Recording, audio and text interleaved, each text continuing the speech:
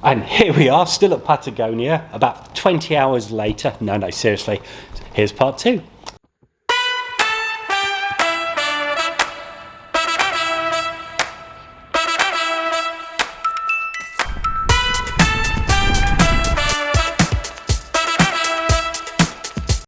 I mean, we're aware of some of this stuff, obviously, but it's like I've also heard back at the earlier days of how bath mats became the first Polartec fleece, things like that, and what Patagonia's involvement in that, and it's just those stories that you hear and think, hang on, they saved a bath mat company, and now it's Malden Mills, and they make Polartec, and now they're actually one of the driving forces between creating basically recycled fleeces to still be at a very high performance standard. Yeah, I think there's so many stories about that within the companies. But there's the skateboarders made out of chips of old plastic and nylon, isn't it? Yeah, well, if you think about that, actually, that came through from Tin Shed Ventures. So Tin Shed Ventures is this offshoot of the company where this was Rose Macario's idea, I believe, where she took a chunk of money, classed as seeding money.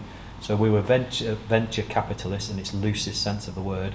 We looked at companies that were starting to do something different, that where their actions were about trying to solve one of the issues that we've got.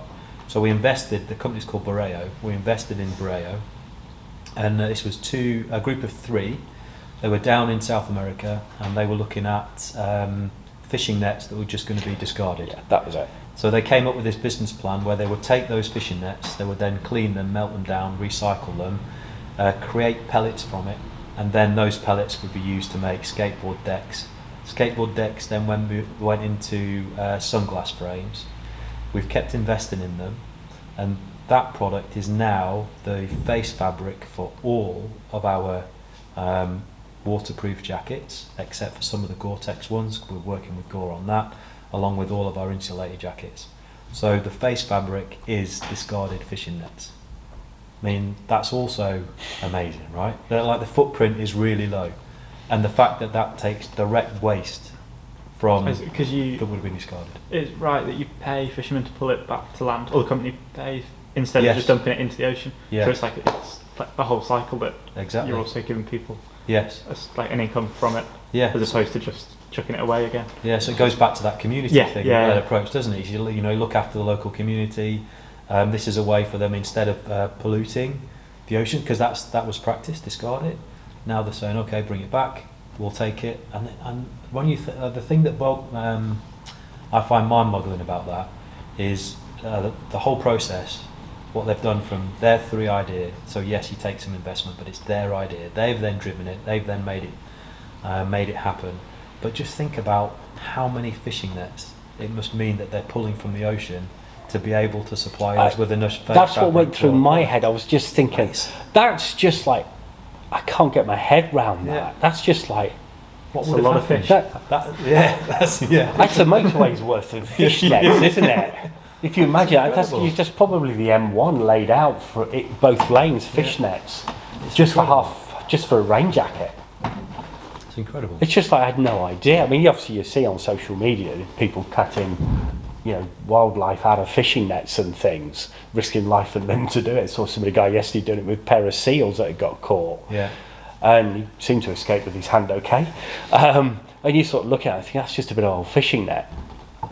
But you can do so much with There's so much with it. And there's obviously now you've seen the big river traps and how much plastic that they're trapping. Yeah. It's just like, where's this all coming from?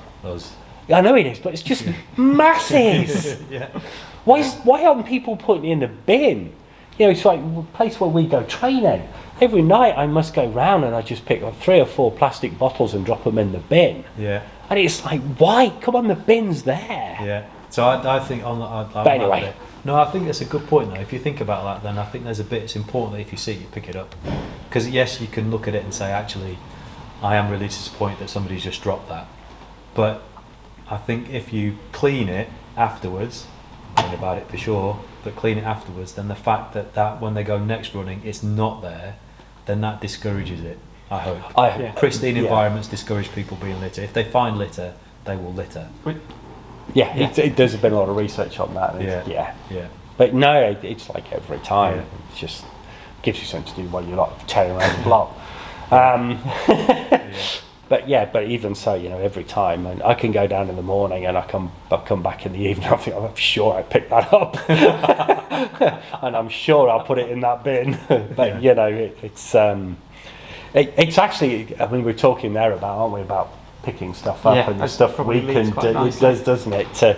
I think that it as citizens as a running part of that citizenship. That's what we're putting it. We're running citizens. As I said, just been outside, isn't it? Yeah, it is. I guess what can we do? How can runners just go out there, or people around us, apart from pick it up and put it in a bin? What simple things can we all do? I mean, we talk about.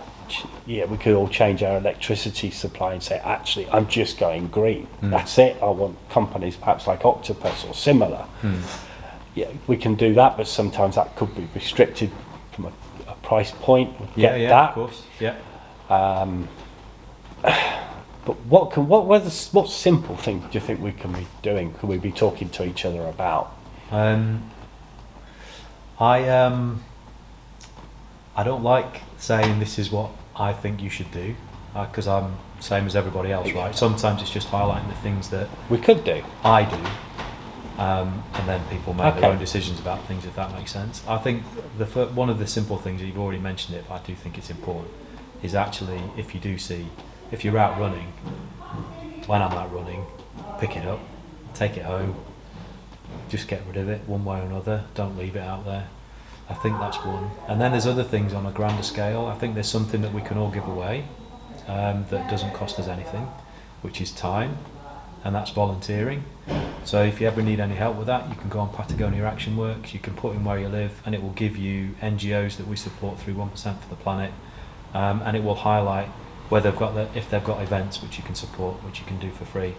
If you've got skills like you're a web designer or a graphic designer and they're looking for a website designer or somebody to help them with logos, you can do that for free, and you get a huge amount of benefit from that.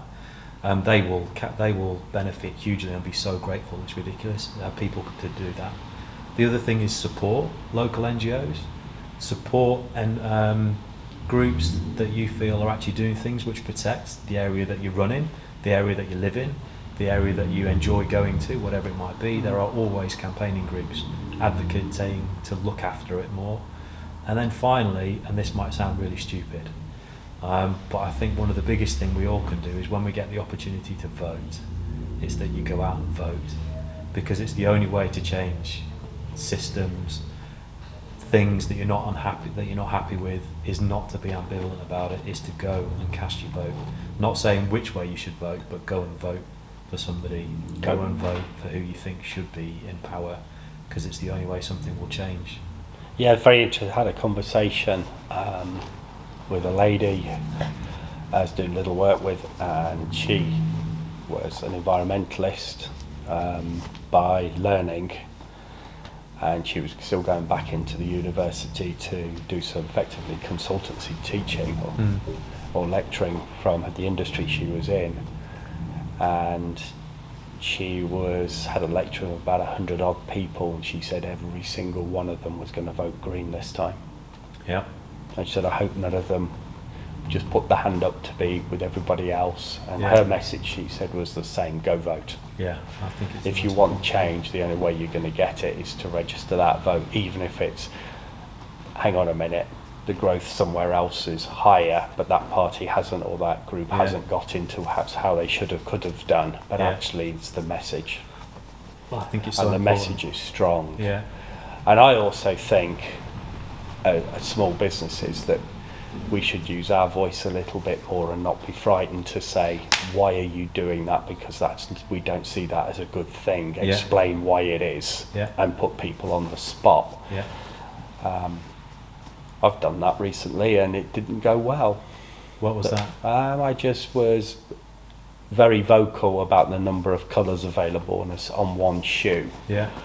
And the fact that I calculated that if we had to order every week as a store 3 pairs of shoes, and they were single pairs to meet a customer need. Yeah. And if there's 100 of us, that worked out at something like, at retail price, £10 million worth of product.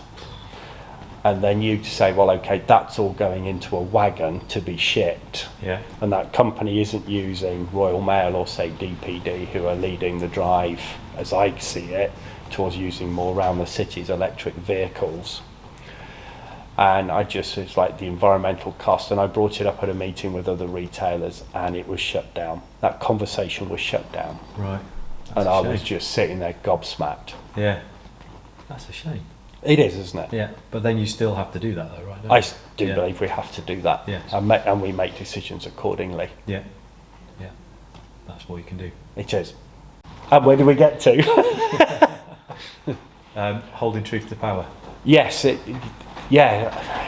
it's just being able to, I think businesses, whatever the size they are, we should actually say, well, what are you doing and why are you doing it? And, it's been a small voice, but one of the things we've been asking suppliers to is stop putting plastic shoe trees in shoes. Right. Stop delivering shoes with stuffing and wrap around them, because what's the first thing we do when we get a pair of shoes to give to a customer? Take it all out. Yeah. Okay. Yeah. Make shoes boxes to fit the shoe. Yeah. Don't send me a size 6 and a size 12 box. Yeah. For me, that's okay. It takes a while for that change to come through. But actually, those are the sorts of conversations and things we can be asking for. Yes. And it's just, for me, it's the straightforward stuff. And it's like talking to a guy the other day, and he said, I'm not going to have an electric car. And I said, why not? And he just came up with everything that you read in the press that's negative. And I said, well, I have had none of those problems, and I've been to Wales. Yeah. I said the worst place I went to was South London. I said, but if you plan your journey, I said, we've not had any trouble at all with an electric vehicle. Yeah. You've just got to think differently. Couldn't get the head round it. No, I'm with you there. I mean, I have an electric car too, and the change is about how you map your journeys, and be prepared to spend a bit more time travelling.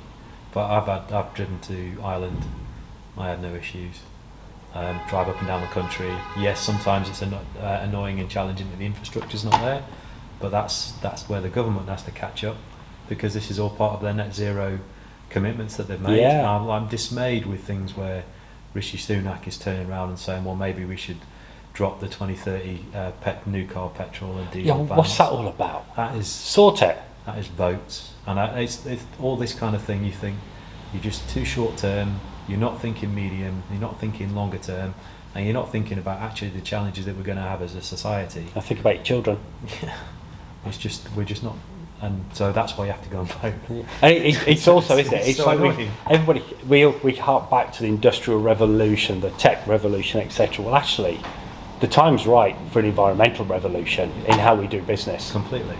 And But it's not just about how we do business. It's actually about how we conduct ourselves in how we society. live. Yeah, how we conduct ourselves in society. And there's going to be bits of it that's going to be challenging, or a bit of you've got to tough it out, or we've got to rethink about what we're doing, haven't we? Yeah. But you just got to do it. Yeah. Find a way of doing it, and we're going to make mistakes along the way as individuals, as groups, as companies, and through to governments, and we've got to accept again that that's going to happen. I think that goes back down to the point around actually it's that change you want to see, that's what you've got to demonstrate. Ultimately, politicians follow groundswell. They follow the direction from society in its first place. They're not, personal opinion, I don't see them as leaders at all.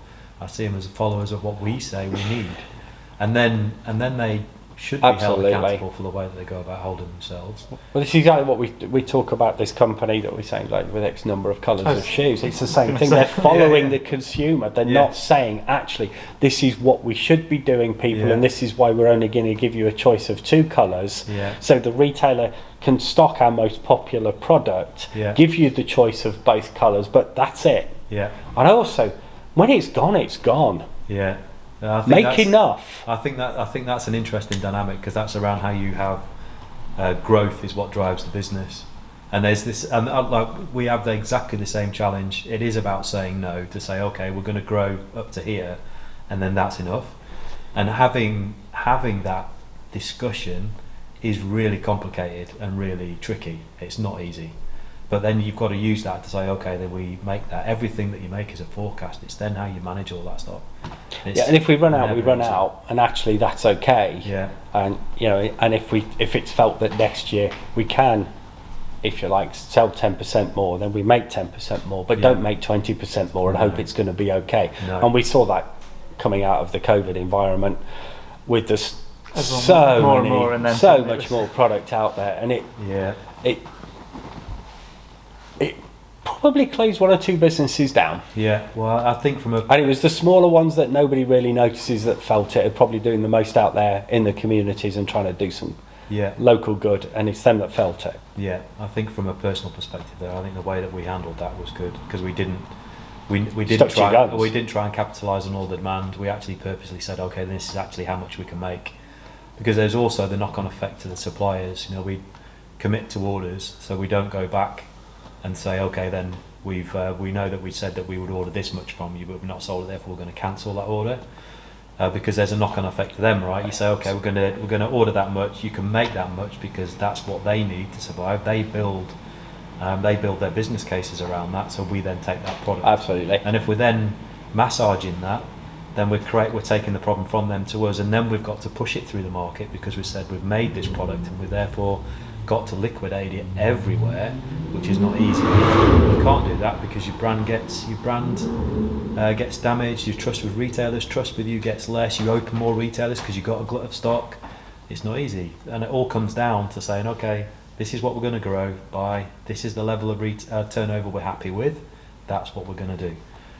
And it's justifying it, as opposed to what we saw was literally people punching way above the weight. Yeah. And trying to be something that they're not yet, and not in a position to be. Yeah. And obviously driven by some form of what feels like capitalism. Yeah. And then there's no answer when you ask the questions. Yeah, I think that when you highlight some form of capitalism, I think that's also an interesting dynamic too, isn't it? Because it's a certain type of capitalism that's driving the consumption mindset, which is shareholder capitalism. It's that's driving so much poor decision making around short-termism based on quarterly feedback.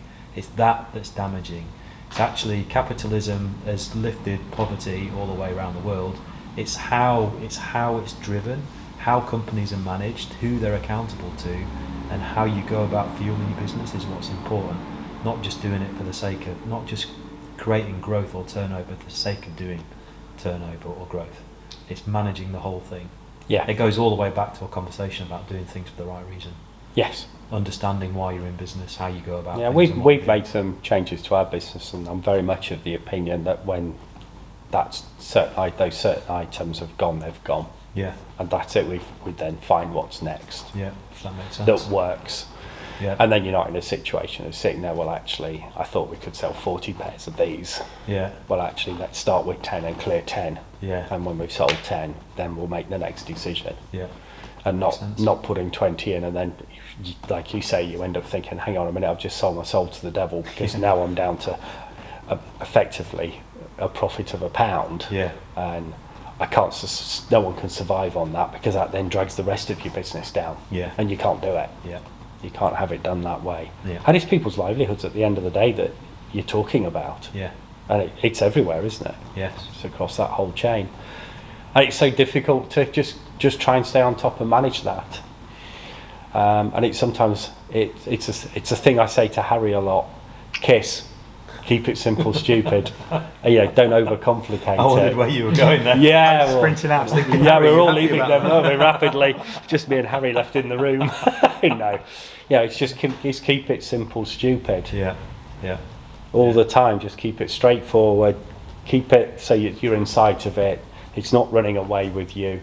Keep the messaging around that's as simple as you can do it. Yeah.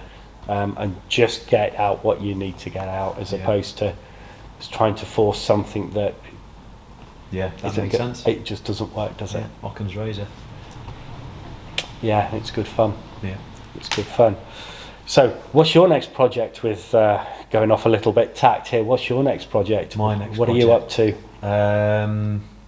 Can we do personally? Yeah, personally or work-wise?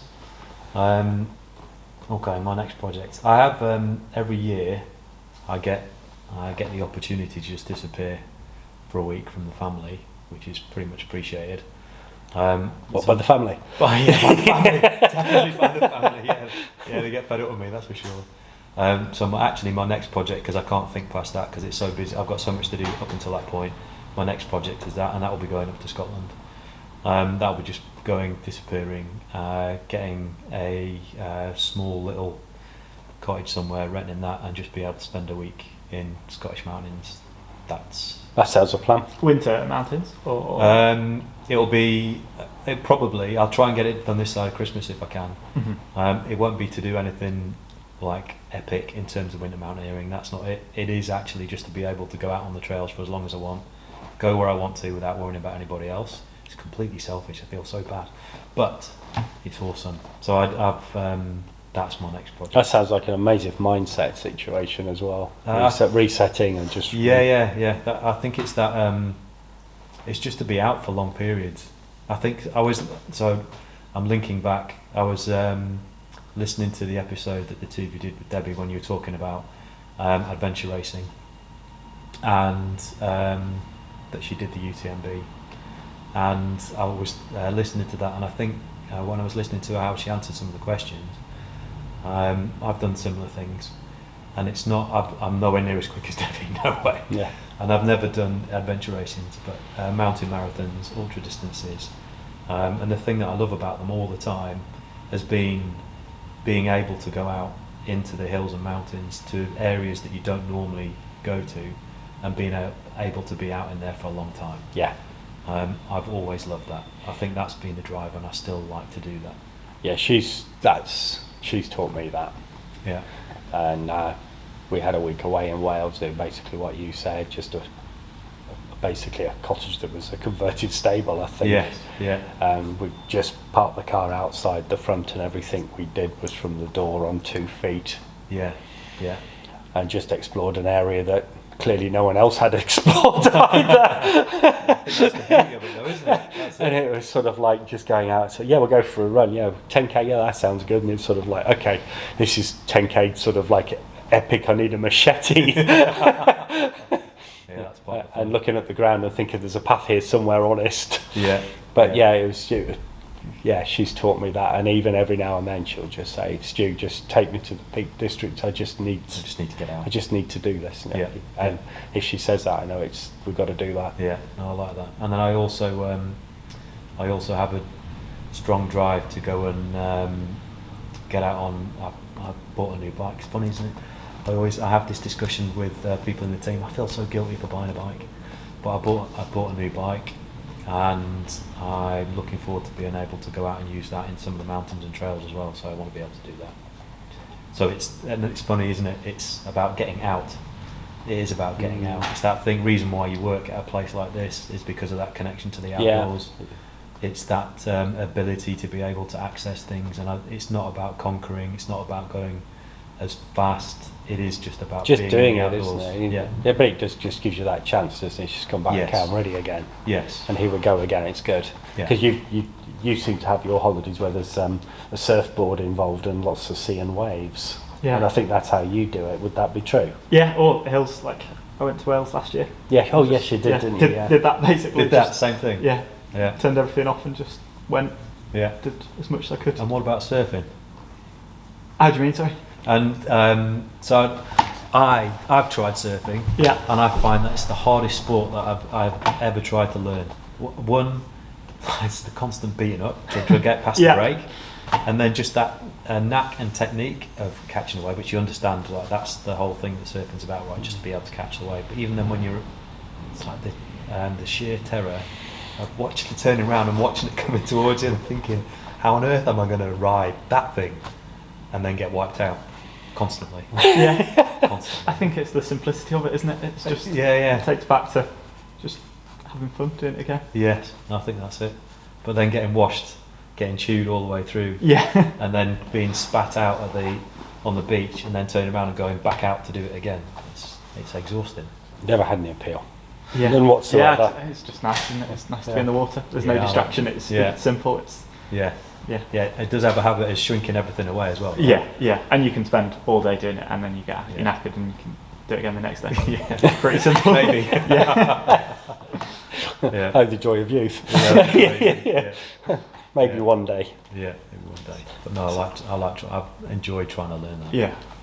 And that's definitely a lifetime pursuit, that one. Yeah, it's interesting. So I actually, my dad was very much driving us all the time up to the Peak District, and I think there was a period in our lives, it was every 4 to 6 weeks, come rain or shine. I can certainly remember we had a few proper winters we were walking through snow, you sort of like you're battling against walls and up to your chest. But what I've also found as I got a little bit older, I'm actually also starting to enjoy cities for the first time. Yeah. But not from the point of view I've got to be in one every day, but to actually go and explore the history of the place and the museums and a little bit of perhaps the local culture. Yeah. Yeah. And I've been enjoying that as well as something completely different. Yeah. Debs is pretty good with it. She gets that. So that's our compromise. We'll do a city break and we'll do the middle of the nowhere thing.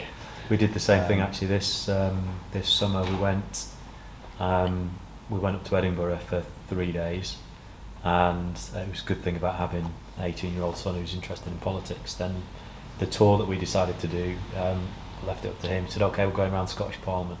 Oh, I wow. would never have chosen to do that, but we did, and it was excellent. It was fantastic. And then even just like so many simple things. I was listening to a podcast this morning. The Rest is Leading Politics, which if you listen to that, Alistair Campbell, Rory Stewart, it's excellent. Highly recommend it.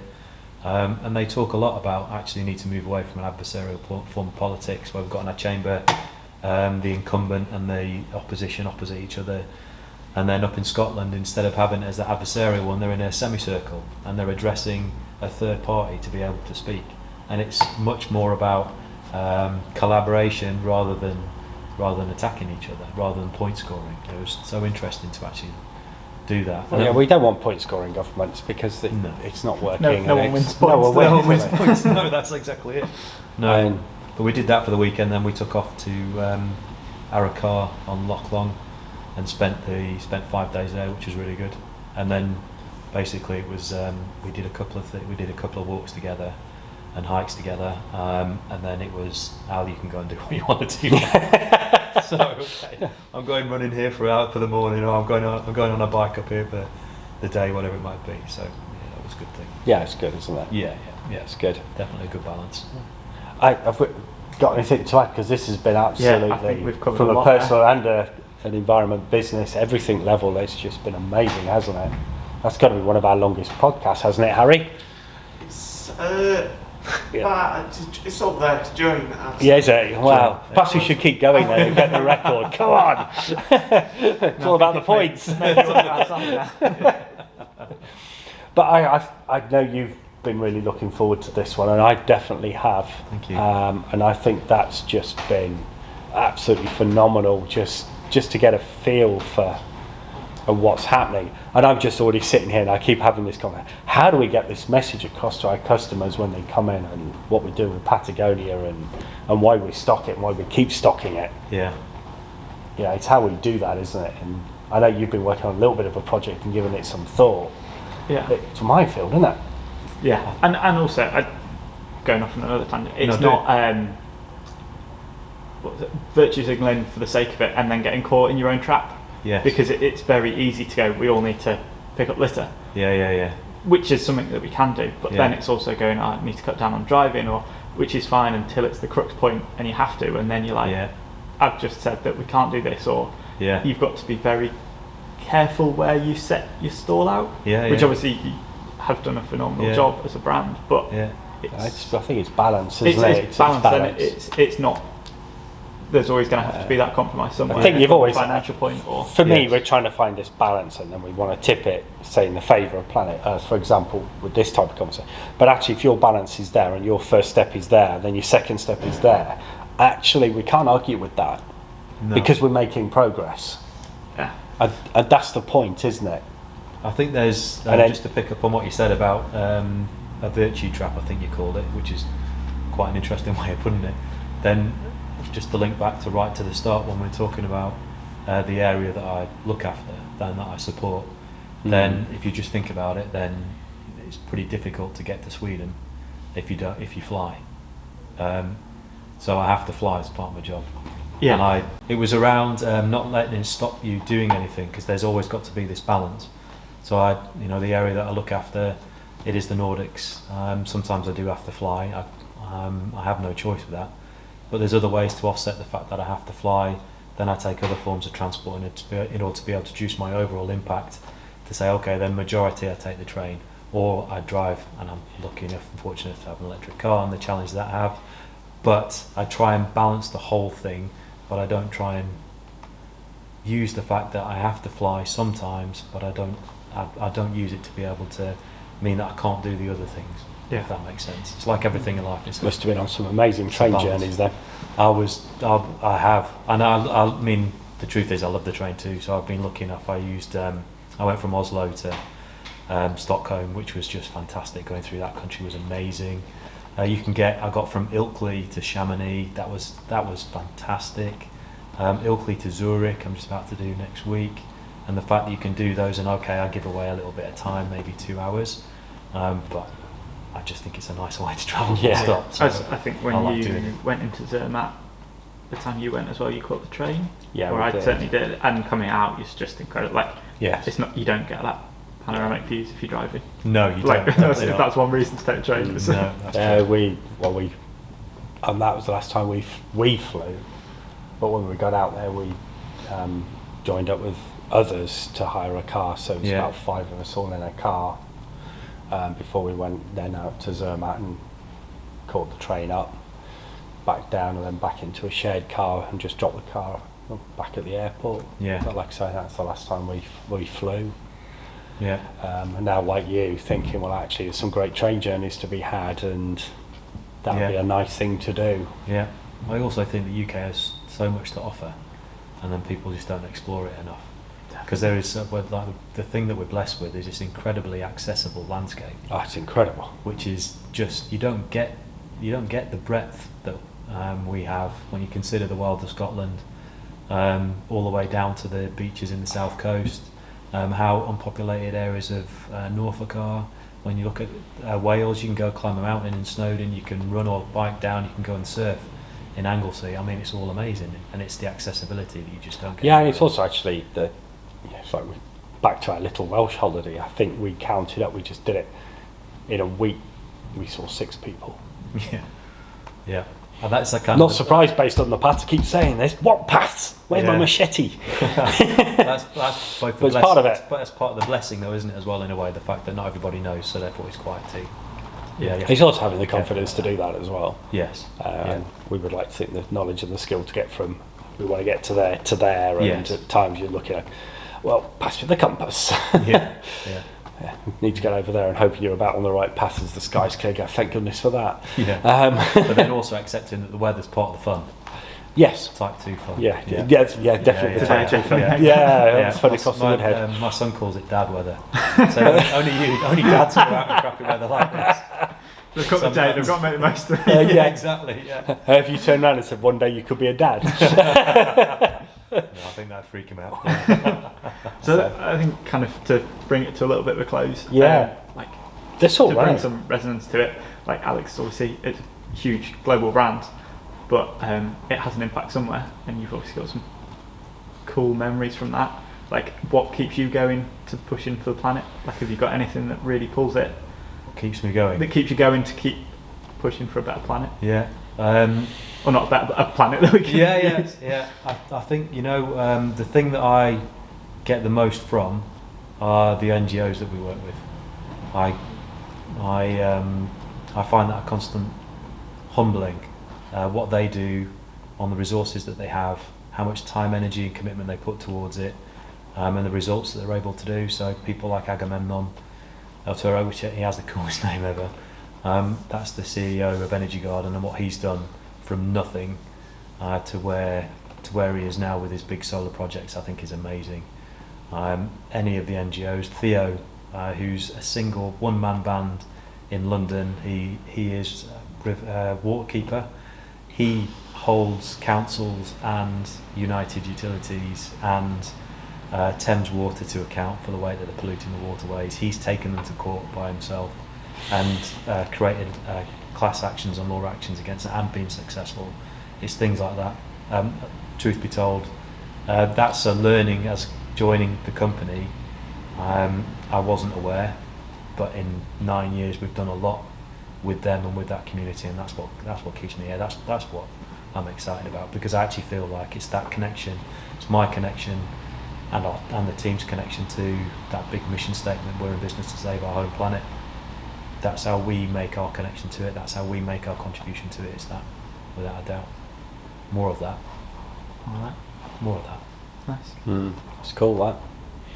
Any running plans? As it's kind of a running podcast, have you got any running journeys or anything like that coming up? Or, Do you know, I or amazing runs, things you've done? I think things I've done. So I had, I listened a lot to the episode that you had when you were interviewing Debbie, and it brought back a lot of memories when she was talking about UTMB. I didn't do the UTMB. I'll just note that's like on another level. The closest was the CCC, which that's like even now, just like the grin on my face and the hairs have gone up on the back of my neck. When we're in Cornwall at the start, and you're all penned in right at the beginning in that small little village, and they play the Vangelis theme at Chariots the of start. Fire. Yeah. Oh my god! And then you're in all those people. How and they're all, hard did you go out? oh, that was the thing. We're all saying to each other, right, don't go fast, pace yourself, don't go fast. All went out, just like running as fast as you can, and we just LA through the. Oh Jesus, it was incredible. And then you get to the end of that little village's main street, and then you hit the track that takes you out through the forest. You hit the first wood, and then instantly you're staring at the ankles of the person that's in front of you. And then you get through this forest, and then you're in your first alpine meadow. It was a beautiful sunny day. We're blessed with weather, and the views were just incredible. And I just had to pinch myself to say, like, number one was, what on earth are you doing? Why are you here? That's so stupid. The second thing, I've got a long way to go. Am I even going to be able to do this? And then the third thing was, this is just amazing. Just go and enjoy it. It was nuts, and it was incredible. And I did get all the way around, but it's like one of the best formative experiences ever. It was so cool. My wife Debbie. Oh, we went to them. We entered the fun run, and we'd agreed in advance that we'd actually go and enjoy it and look at the views and actually take some photos and just have a great time. It was like she put a number on, ran me into the ground. I can remember we're coming off the hill, and it's about 13 miles or so. I can't remember the distance about that. Yeah. And she just stood at this corner with her hands on her hips, looking up at me as if to say, "What are you doing?" I'm trying to keep up with you, Chuck. Give me a minute. But it was even so. It was just still one amazing, like you say, just amazing. Yeah, it was incredible. And we have had a holiday in Chamonix. And Debs has been about 10 times when I got there. Yeah, how come you know it's fun? How many times have you been? About 10 times. Okay, you're in charge. And then, I mean, even then, there are some epic ones in the UK too, like the Fellsman. Have you know the Fellsman? I know. I mean that. Yeah, well, I've coached a couple of people that have done that. Yeah, so. that is crazy. I think I've started that 4 times and finished it twice, and then failed twice, once through injury and once through the fact that it was by the weather. It was blizzard. It was people being pulled off with hypothermia, and they just actually cancelled the race because it was just so bad. But that's also flipping amazing, and the fact that it's run by volunteers. I mean, that is nuts. So many events we've got in the UK on that scale, and they don't want to take it any bigger than it is. It's just what it is what it is, and they just keep it going. I know them. They manage it really well, and then the places in the Yorkshire Dales that you can go as part of that race is just incredible. It's incredible. I think it's like, well, if you had to gauge between that and the CCC, like what's more difficult, I think that's really hard. Someone's got to be up there with like a map and I think Fellsman. There's a whole load of journeys brutal. across the Yorkshire Dales. So that's my honeymoon, was a journey from Ilkley for a week, hotel to hotel with everything in our backpack. Yeah, amazing.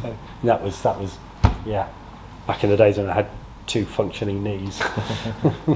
Yeah. But it was all good fun. I think we better close off here because I reckon we could keep going all day.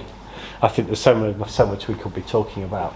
I just want to say massive thank you for your time Pleasure, and thank you. allowing us to come to Patagonia. I'm going to say HQ UK because it sounds that. really good. You can say that, no problem. It's like we're in a spy agency. And I think your insights, both from a business and a personal point of view, are absolutely fascinating. Thank you. And I hope that, guys, if you've been listening, I hope you've enjoyed this as much as we have, because it's been phenomenal. Do you reckon? Definitely. It's one of the best this is, isn't it? Yeah. I reckon. That might be a Wanna bit go for a kind. run. Off you toddle then. Off you go. Yeah, they'll be all right. I used to wear shoes like that and it was fine. Yeah, just honestly, thank you so very My much. pleasure. It's Thank you. absolutely brilliant. My Thank pleasure. you so No much. worries, no worries. Thank you as well, Harvey. Thank you, mate. Right, until next time,